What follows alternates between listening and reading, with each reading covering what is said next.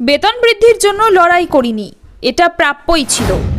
মমতার ঘোষণার পরেও ক্ষোভ জুনিয়র ডাক্তারদের। বেতন বৃদ্ধির জন্য তারা আন্দোলন করেননি, এই বৃদ্ধি তাদের প্রাপ্যই ছিল। সরকারি হাসপাতালে জুনিয়র ডাক্তারদের বেতন বৃদ্ধির কথা মুখ্যমন্ত্রী মমতা বন্দ্যোপাধ্যায় ঘোষণা করার পরে এমন দাবি করলেন আরজিকর কাণ্ডে আন্দোলনকারী চিকিৎসকেরা।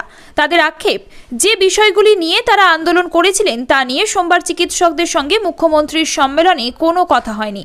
উল্টে প্রত্যেক মেডিকেল কলেজে বাৎসরিক উৎসবের জন্য যে টাকা বরাদ্দ করেছে রাজ্য সরকার তা নিয়ে নতুন করে দুর্নীতি হতে পারে বলে আশঙ্কা প্রকাশ করেছেন বেশ কয়েকজন জুনিয়র ডাক্তার।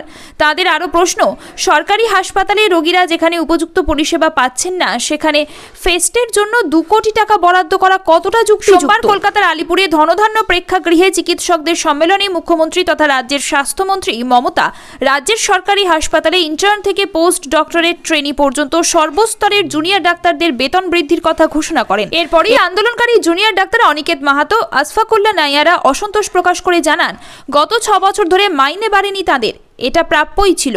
উত্তরপ্রদেশ ছাড়া প্রায় সব রাজ্যের জুনিয়র ডাক্তাররা এই রাজ্যের থেকে বেশি বেতন পান বলে দাবি করেন আন্দোলনকারীরা। তারা আরও বলেন, আমরা মাইনের জন্য আন্দোলন করছিলাম না, এটা আমাদের দাবি ছিল না। মাইনে বৃদ্ধি করে সাধারণ মানুষের কাছে প্রতিপন্ন করা হলো যে ডাক্তাররা মাইনের জন্য আন্দোলন করছিলেন। আরজিকরের চিকিৎসক অনিকেত জানিয়েছেন, তাদের যে দাবি ছিল তা নিয়ে কোনো কথা হয়নি সম্মেলনে। হাসপাতালে সিসি ক্যামেরা বসানো, কেন্দ্রীয় রেফারেল ব্যবস্থা নিয়ে কোনো কথা হয়নি। হুমকি সংস্কৃতি, চিকিৎসকদের বদলি নিয়েও কথা হয়নি সম্মেলনে। এরপর মেদিনীপুর মেডিকেল কলেজে প্রসূতি মৃত্যুর প্রসঙ্গও তুলেছেন অনিকেত। তিনি জানিয়েছেন, কিভাবে প্রসূতির মৃত্যু হলো তা নিয়ে সোমবারের সম্মেলনে কোনো কথাই বলেননি মুখ্যমন্ত্রী। তার কথায়, প্রসূতি মৃত্যুর প্রকৃত কারণ কি তিনি আজ বলেননি কেন?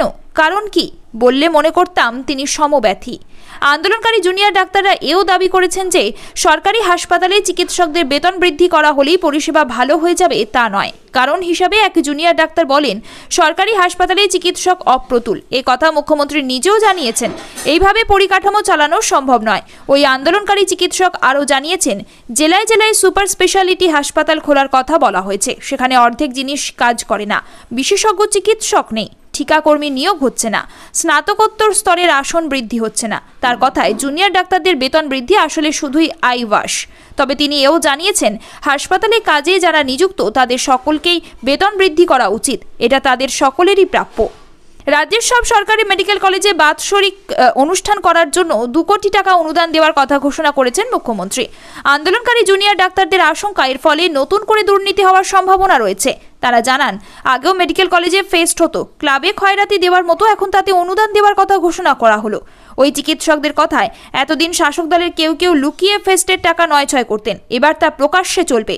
দুর্নীতি হবে অবশ্যই। জুনিয়র ডাক্তারদের প্রশ্ন, রোগী পরিষেবা যেখানে টাকার জন্য আটকে রয়েছে সেখানে এই অনুদান কেন?